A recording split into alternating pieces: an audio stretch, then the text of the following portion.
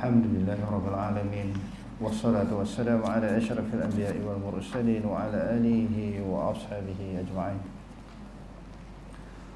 Allahumma rabbi shrah li sadri wa yassir li amri wa hlul 'uqdatam min lisani yafqahu qawli wa la hawla wa la quwwata illa billahil 'aliyyil 'azim. Allahumma la sahla illa ma ja'altahu sahla wa anta taj'alul huzna in syi'ta sahla. Rabbi yassir wa la tu'assir wa atmim bil khair. Amma ba'd. Malam ni kita baca sambungan Sunan Abu Daud. Sepatutnya kita malam ni, kalau minggu lepas kita baca Abu Daud, malam ni kita baca Muwatta Imam Malik. Tapi oleh kerana kita nak sambung sedikit, saya nak perbetulkan kesilapan saya pada minggu lepas pada hadis yang ke berapa? 691. Cetakan saya ni 689. Jadi tak perasan ada perkataan fi janazatin al-asra. Perkataan asra tu tak perasan. Okey, minta terjemah sekali lagi. Minta baca sekali lagi. Qala Imam Abu Daud, haddatsana Abdullah bin Muhammad az-Zuhri, haddatsana Sufyan bin Uyainah, qala ra'aitu syarikan shalla bina fi janazatin al-asra. Imam Abu Daud dengan sanadnya daripada Sufyan, dia kata di sini daripada Abdullah bin Muhammad az-Zuhri, daripada Sufyan ibnu Uyainah. Sufyan ibnu Uyainah kata, aku melihat Syarik sembahyang bersama dengan kami fi janazatin. Di situ pada sembahyang jenazah al-asra. Perkataan asra tu tak perasan.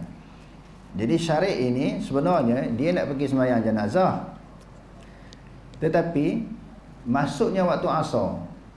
Kebetulan pada masa itu masuknya waktu asar, dia bertindak sebagai imam. Lalu fawada'a qalan suwatahu, lalu dia meletakkan kopiah ada ataupun songkok dia baina yadaihi, di hadapannya, yakni fi faridatin hadarat, iaitu pada sembahyang fardu yang hadir. Jadi di dalam sembahyang jenazah dia tidak perlu sutrah. Dalam semua mazhab tidak perlu sutrah. Jadi saya tersilap di dalam terjemah minggu lepas, sembahyang jenazah pun ada sutrah. Padahal dalam fiqh tak ada pun. Tapi oleh kerana terlupa, tak perasan perkataan asrar di situ. Jadi saya terjemah pada minggu lepas, saya dapat betul. Sebelum tu, lepas mengajar tu mari tak sedap hati, dia teringat. Saya pun masuk dalam bilik, buka sekali lagi. Oh, ada perkataan asrar di situ. Dia mari susah hati, rasa silap ni. Biasanya macam tu lah, bila silap kita mari susah hati. Dia tengok betul, silap. Terjemah silap, huraian pun silap. Terjemah tu kerana tak perasan perkataan asra. Jadi Syarik ini sebenarnya dia datang menunaikan nak pergi sembahyang jenazah, kebetulan masuk waktu asar, lalu dia sembahyang asar lah yang dia letak sutrah itu. Bukan dia letak sutrah itu ketika dia imam sembahyang jenazah. Sembahyang jenazah ni tidak perlu sutrah. Tapi tak perasan perkataan tu. Jadi dia letak kopiah dia di hadapan dia, yakni pada sembahyang fardu yang hadir. Fardu yang hadir pada ketika itu sembahyang apa? Sembahyang asar. Jadi jelas kesilapan terjemah dan juga huraian kerana tak perasan ada perkataan asrar di situ. Kebetulan pula Kelang Kabut ada urusan yang tertentu yang perlu diselesaikan. Jadi tengok sepintas lalu. Okey, terus kita masuk pada tajuk hari ni, malam ni. Babus salati ila rahilah. Bab sembahyang menghadap kepada kenderaan. Kenderaan di sini termasuklah unta ke, kuda ke. Selain daripada kuda, unta orang naik apa zaman dulu? Kaldai. Jadi sembahyang letakkan sesuatu, letakkan seseekor binatang di depan. Jadi di sini kalau dulu orang naik unta, kuda ataupun kaldai. Jadi tajuk yang telah diketengahkan oleh Imam Abu Daud ini seseorang itu boleh meletakkan binatang tunggangan dia untuk menjadi sebagai sutrah, dijadikan sebagai sutrah. Jadi bila diletakkan sebagai sutrah itu, lalu orang lalu di melepasi binatang yang dia letak itu, maka dia tidak berdosa lagi, tidak salah. Sebab dia telah meletakkan suatu tanda di hadapan dia yang dia nak tunaikan sembahyang itu sebagai sutrah walaupun binatang. Jadi kita tengok di sini bertentangan tak yang Rasulullah SAW di dalam hadis yang lain melarang orang sembahyang di kandang unta ataupun tempat unta minum air. Ini tidak bercanggah. Hadis ini tidak ta'arud, tidak bercanggah dengan hadis-hadis yang lepas yang kita belajar. Kerana tempat didiami oleh unta, tempat tidur dia, tempat makan minum dia, tempat air, biasanya setelah ketika dia minum air, dia akan qada hajat, dia akan buang air besar atau air kecil. Ataupun di dalam kandang dia sendiri, memang dia akan buang air besar, air kecil di situ. Sebab itu dilarang kerana menyebabkan gangguan kita sembahyang. Larangan di sini ada dua pendapat. Majoriti ulama kata makruh. Sebahagian kecil kata larangan ini kalau sembahyang juga berhadapan dengan unta ini, di kandang unta ataupun tempat dia minum, hukum dia haram. Kerana berdasarkan kepada zahir hadis. Tetapi majoriti ulama pegang hukum dia makruh. Ini kerana apa pula ni? Boleh pula sebab ketika dia musafir, bila dia berehat sebentar, dia tidak akan, banyak keadaan dia tidak berak dan dia tidak kencing di situ. Lalu diharuskan kita letak binatang di hadapan. Itu yang pertama. Yang keduanya, ini di dalam keadaan darurah. Sebab di dalam musafir tidak ada sesuatu untuk diletakkan, dijadikan sebagai sutrah. Termasuk di dalam darurah. Jadi kalau di dalam keadaan biasa ada sesuatu yang nak diletakkan di hadapan sebagai sutrah, maka itu lebih diutamakan. Okey, terus.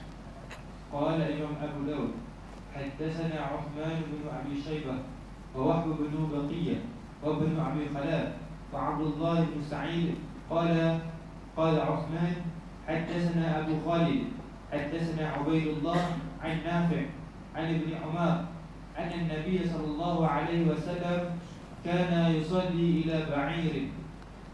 Imam Abu Dawud dengan sanadnya daripada Ibnu Umar bahawasanya Nabi SAW sembahyang, dia menghadap kepada untanya. Sebagaimana tajuk yang kita bacakan tadi. Okey, terus. Babu idza shalla ila sariyatin aw nahwiha aina yaj'alha minhu. Apabila seseorang itu sembahyang menghadap kepada tiang ataupun seumpamanya, tiang di hadapan dia ke, kerusi ke, pokok ke, tongkat, dalam hadis-hadis yang lepas, pedang ke, tombak, semua boleh dijadikan sebagai sutra. Jadi kita nak duduk sebelah mana tu? Nak letak di depan ke? Sutra itu nak letak di depan ke, ataupun di sebelah pihak kanan ke, ataupun sebelah kiri? Kita tengok uraian ni. Sebahagian kita faham letak di depan kan? Cuba kita tengok. Okey, terus. Qala Imam Abu Dawud, haddatsana Muhammad bin Khalid al-Damashqi, haddatsana Ali bin Ayyash, haddatsana Abu Ubaidah al-Walid bin Kamil, an al-Muhallab bin Hujr al-Bahrali, an Duba'ah bint al-Miqdad bin Aswad, an abiha qala ma ra'aytu Rasulullah sallallahu alaihi wasallam yusalli ila 'audin ولا عمود ولا شجرة إلا جعله على حاجبه الأيمان أو الأيسار ولا يصمد له صمدا. Imam Abu Dawud dengan sanadnya daripada Duba'ah binti Miqdad bin Aswad, daripada ayahnya, dia kata, aku tidak pernah melihat Rasulullah SAW sembahyang menghadap kepada ranting ataupun tiang. Aku tak pernah tengok, dia kata, Rasulullah sembahyang menghadap kepada ranting ataupun tiang ataupun pokok melainkan dia dijadikan tiang pokok ranting tadi di sisinya sebelah kanan ataupun sebelah kiri. Macam tu sebenarnya. Bukan tepat 100% depan macam tu. Sama ada sebelah kanan, ikut posisi tuan-tuan menghadap saya kan. Contohnya sebelah sini, kita sembahyang sana, ataupun sebelah sini. Jangan betul-betul tepat. Sebab tu dia kata wala yasmudu lahu samdan. Dia tidak mengkosakkan ataupun menghala 100%. Samad. Qul huwallahu ahad, Allahus samad. Allah tempat bergantung, tempat memberi tumpuan. Maka bukan yang menjadi pergantungan tumpuan itu adalah sutrah tu. Takut ada penyerupaan dengan tasyabuh dengan orang sembah tokong. Takut ada tasyabuh dengan orang sembah. Bila orang sembah tokong duduk belah mana? Betul-betul depan kan? Jadi takut ada tasyabuh penyerupaan dengan agama kafir yang sembah Tuhan dia. Kena letak, kita kena berada di posisi ataupun kedudukan di sebelah kanan ataupun sebelah kiri. Jangan tepat menghadap macam tu. Itu sunnah yang sebenarnya. Biasanya yang kita fahami mendepan, betul-betul depan kan. Sebab tu dia kata tidak kosak. Tidak maknanya menghala kepada sutrah yang diletakkan di hadapan. Itu sebagai pemberitahuan sahaja bahawa dia sedang menunaikan sembahyang untuk memberi pemberitahuan kepada orang yang lalu lintas. Tetapi qasad dia bukan benda tu. Ada pun orang kafir yang sembah berhala, qasad niat dia memang benda yang ada di depan, sebagaimana dia sembah berhala ataupun tokong. Jadi maknanya kalau kita tengok dalam hadis ni, letak di bahagian tepi, sama ada bahagian kanan, sebelah kanan ataupun sebelah kiri. Okey, terus. Babu salati ilal mutahaddithina wan niyam. Bab sembahyang kepada orang yang sedang bercakap dan juga sedang tidur.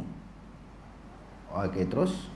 Qala Imam Abu Dawud, haddatsana Abdullah bin Maslamah al-Qanabi, haddatsana Abdul Malik bin Muhammad bin Aiman, an Abdullah bin Yaqub bin Ishaq, amman haddathahu an Muhammad bin Ka'b bin Quradi. Qala qultu lahu ya'ni bi Umar bin Abdul Aziz, haddatsani Abdullah bin Abbas anna an-nabiy sallallahu alaihi wasallam qala la tusallu khalfan naim wala al-mutahaddith. Imam Abu Daud dengan sanadnya daripada Abdullah bin Abbas bahawasanya Nabi SAW bersabda, janganlah sekali-kali kamu sembahyang di belakang orang yang tidur dan orang yang bercakap. Jadi maknanya kalau orang tidur di depan, kita sembahyang. Orang di depan kita sembahyang, orang di depan kita ada orang sedang tidur. Dalam hadis ni tak bagi. Jadi sebab apa? Sebab takut syurul hati kita ini memikirkan tentang kedudukan dia. Orang yang sedang tidur kadang dia menggeliat, kadang-kadang dia bergerak kaki kanan. Pemikiran kita, otak kita tak bagi tumpuan dah terhadap sembahyang yang sedang kita lakukan. Duk tengok pergerakan dia. Maknanya makruh hukum dia. Jadi itu maknanya elat ataupun alasan kita sembahyang di hadapan kita orang yang tidur. Bagaimana di hadapan orang yang sembahyang, orang yang sedang bercakap pula? Kerana percakapan dia itu masuk di dalam pemikiran kita. Kita dengar sebiji-sebiji. Orang yang bercakap kan? Kita dengar apa yang dia cakap. Bila kita dengar apa yang dia sembangkan, apa yang dia cakap, kita dapat tak memberi tumpuan terhadap bacaan kita. Di antara perkara yang boleh mendatangkan khusyuk di dalam sembahyang ini, kita dapat menghayati, tadabbur setiap bacaan ayat-ayat di dalam sembahyang. Sama ada ayat-ayat yang berbentuk doa, kalimah-kalimah yang berbentuk doa, ataupun kalimah-kalimah yang berbentuk tasbih.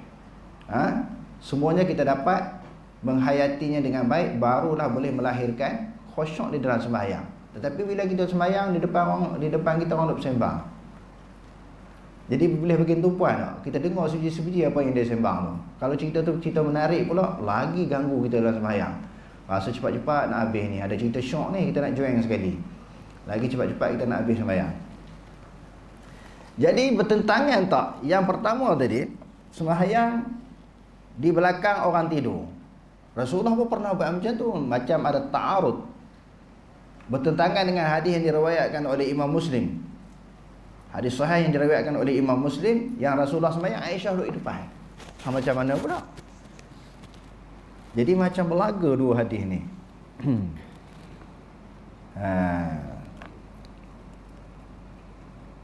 Jadi sebenarnya hadis ini adalah hadis yang dhaif. Sebab apa dhaif? Banyak sebab.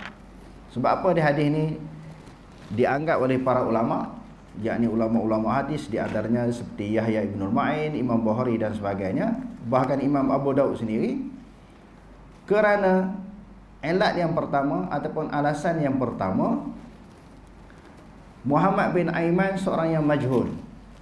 Majhul ni orang tak kenal. Itu yang pertama. Yang keduanya Abdullah bin Ya'qub bin Ishaq, juga perawi yang majhul, yang tidak dikenali.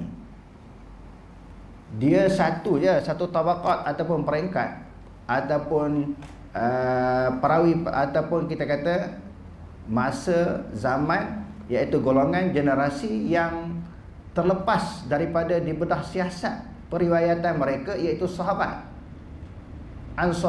Dia kata an rajulin sahabiyin, seorang lelaki yang merupakan sahabat. Kerana kullu sahabi udulun, setiap sahabat itu adalah orang yang dipercayai. Kalau mana-mana perawi hadis menyebut seorang lelaki daripada kalangan sahabat, lelaki tu orang tak kenal siapa, yang tu boleh diterima. Adapun selepas generasi sahabat, iaitu tabi'in, tabi'in dan yang berikutnya, bila sebut perawi kena sebut nama dia. Sebab apa kena sebut nama dia? Sebab orang nak bedah siasat siapa latar belakang perawi ini, boleh diterima ataupun tidak. Tetapi kedua-dua orang tadi semuanya majhul, dia bukan terdiri pada kalangan sahabat. Itu alasan yang kedua, sebab apa hadis ini dianggap sebagai dhaif. Yang kedua, Abdullah bin Ya'qub bin Ishaq ini diambil hadis amman haddasahu. Diambil hadis ini daripada orang yang memberitahu kepadanya. Siapa dia? Siapa dia orang tu? Lelaki tu siapa dia? Amman haddasahu, orang yang beritahu kepada dia. Dia tak beritahu siapa nama perawi tu.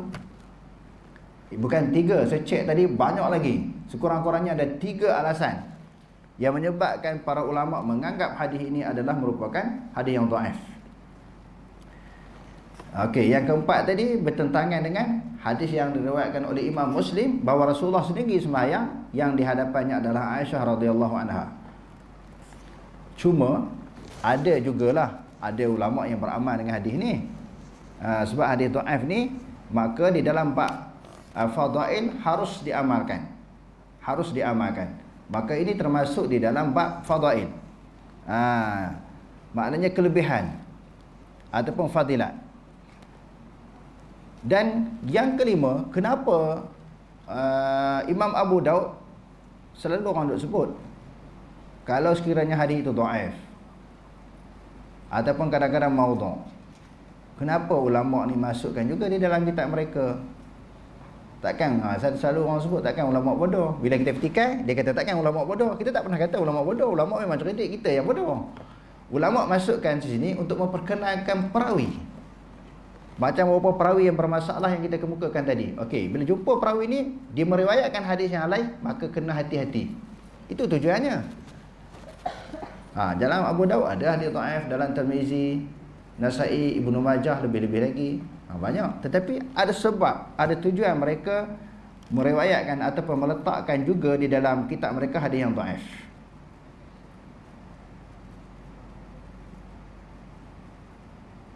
Okey. Yang seterusnya walal mutahadis, dan juga orang yang bercakap. Ibnu Umar memakruhkan orang yang sembahyang di belakang orang yang sedang bersembang, kecuali pada hari Jumaat. Sebab apa dia kata kecuali pada hari Jumaat? Sebab hari Jumaat itu macam kita selalu dulu kita sebut di dalam masalah orang pergi ke Mekah kan. Orang pergi ke Mekah ni bila masuk Masjidul Haram, masuk Masjidul Nabawi, terus tak bercakap, tak bersembang. Sedangkan yang datang menunaikan haji dan umrah ni daripada seluruh pelosok dunia.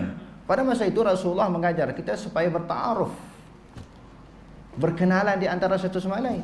Ini pakat-pakat pegang Quran, pegang tasbih, kiri kanan dia siapa dia tak pernah tanya, dia tak pernah taaruf nama apa, datang daripada mana, dia tak pernah tanya. Dalam Islam yang diajar oleh Nabi, bahawa orang yang tidak kita kenali kita bertaaruf, lebih-lebih lagi yang datang daripada seluruh pelosok dunia. Jadi Ibnu Umar ni kecuali hari Jumaat tak apa. Hari Jumaat dia tak makruhkan. Sebab hari Jumaat ni orang duk bersembang, tanya kamu daripada kampung mana, daripada kabilah mana, daripada puak mana. Bukan masuk dalam masjid tu diam je, duk kira berzikir je.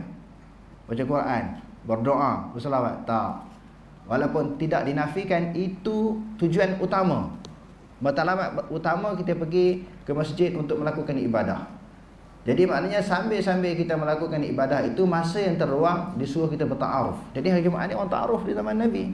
Datang daripada mana-mana kabilah pun tak tahu. Hari Jumaat ni tempat berhimpun. Hari Jumaat ni tempat berhimpun. Jadi Ibnu Umar mengecualikan hari Jumaat itu kalau orang bersembang boleh sembahyang di belakang mereka. Habis ya? Okey, wallahu a'lam. Aqulu qawli hadza wastaghfirullahal azim wa lakum. Wassalamu alaikum warahmatullahi taala wabarakatuh.